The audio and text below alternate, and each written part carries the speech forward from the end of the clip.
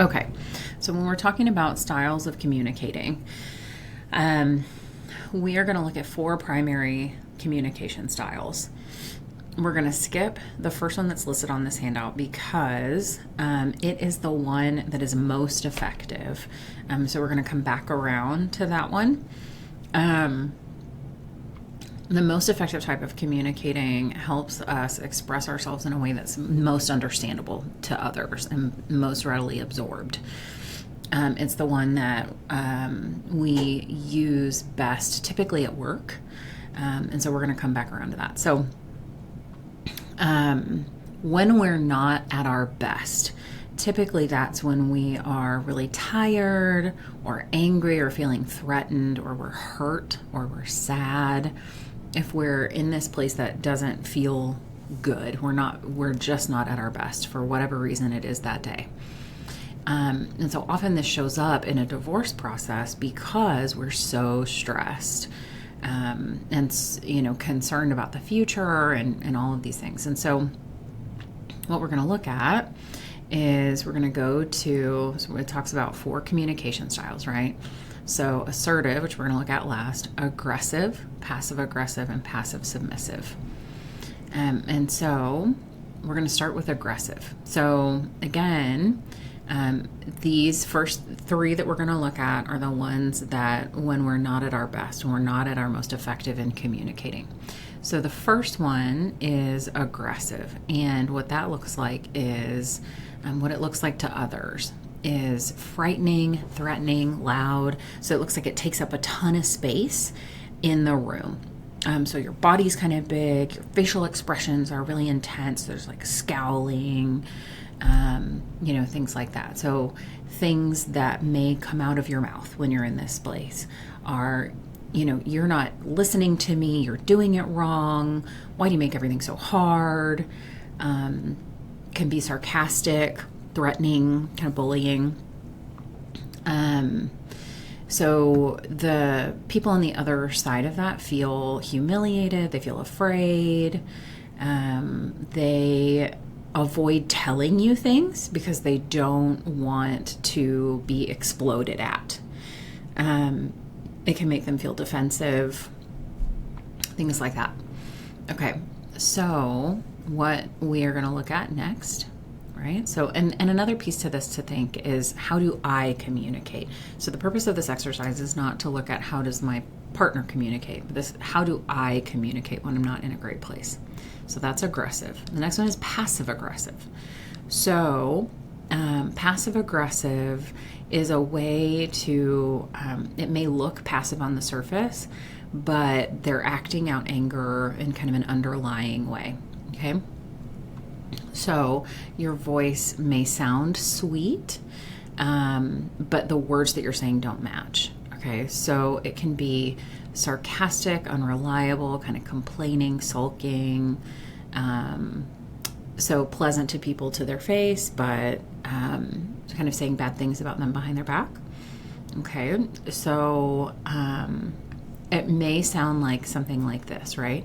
So, just go ahead and do it anyway. You don't ever pay attention to what I want.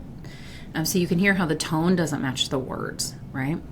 Don't worry about me. I'll take care of myself. I always have to anyway. So the posture, right, can be kind of hands on our hips. Gestures can be jerky or quick. Facial expression looks sweet. Can be kind of close talkers, touching other people as they pretend to be warm and friendly. I say often this is kind of my go-to when I'm not in a great place. So just self-disclosure, right?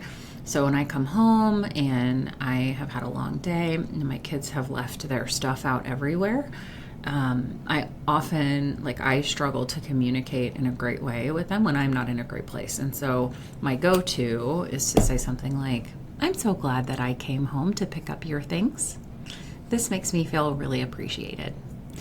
Which clearly it does not, and my tone is not matching my words, right? And it leaves my kids feeling confused or resentful, right?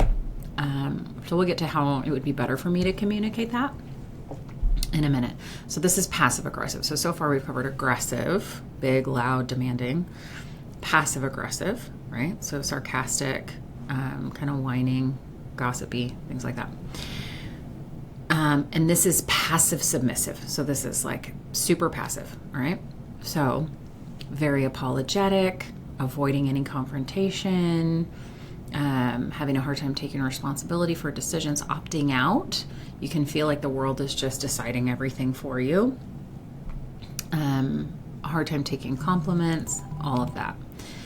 So what it sounds like when the words come out of your mouth is like, oh, it's not a big deal, no problem, whatever, it's all right, I didn't want that anyway, you choose, whatever you want to do is fine.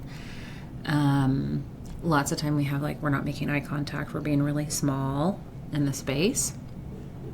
And then people on the other end of that feel really frustrated and exasperated. They have no idea what you want. And sometimes you get taken advantage of, okay? So we have covered passive, we've covered passive aggressive, and we've covered aggressive. So those are kind of our primary go-tos. And it may be that you have one that you resort to initially, and if that's not working, then you go to another one. So if you think about which ones are your primary, it's going to be really important through a divorce process to manage that, notice it, and then try to shift into this assertive style. So in the very beginning, I talked about this is how most of us communicate if we're in a good space, if we're feeling confident and calm, all right? So what this looks like is achieving our goals without hurting other people, being expressive, making your own choices and taking responsibility for them, asking for what you want, knowing you might not get it, and being able to accept compliments. So your voice is, kind of medium pitch and speed, open posture, facial expressions, good eye contact, respectful of other people's space. The language sounds like, yep, I get where you're coming from. I'd also like us to consider this other option. I am concerned about the way this thing is going. I'd like to talk about changing the way that we handle it. People on the other side of this feel really good, right? They feel like they can take you at your word. They know where you stand on things. They can cope with if you have either criticism or things that you'd like to see changed. They know that you can handle it, and they know that you can look after yourself, and they have respect for you. And so when we're in this process, it's really important that we try as often as possible to stay in this space. So to recap, right? So we have those three. So it's aggressive, passive aggressive, and passive. Kind of identify where you tend to land. Notice that and try to shift into this place. What that takes is calming your nervous system down and being intentional about how you're communicating. Okay, I hope this was helpful.